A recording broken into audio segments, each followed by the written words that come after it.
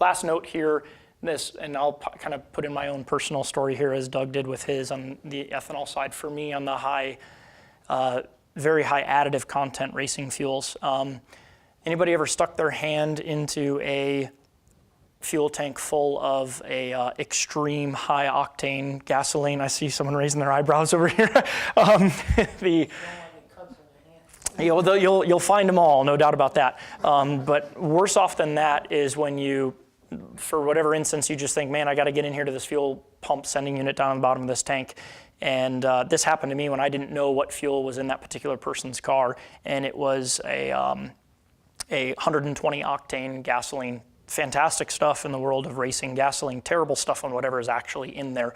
And literally for the rest of that day, I had the white glove kind of going on. The entire up half of my arm function was just dried out like you couldn't believe, and something that wouldn't wash away, wouldn't go away, wouldn't do anything. I didn't know what was on my arm at that point in time, so you're eating one-handed the rest of the day and all that good stuff. But the moral of the story is just that I don't know what was in that.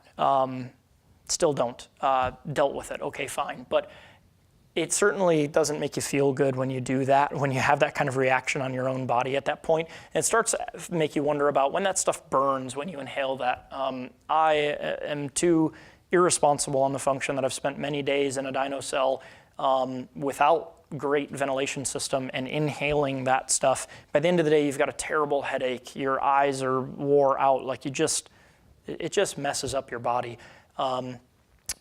Moving to ethanol fuels, I can say from my own personal testament, I can leave that dyno session if maybe the place we're at doesn't have the best ventilation system possible, and I don't have those same impacts anymore.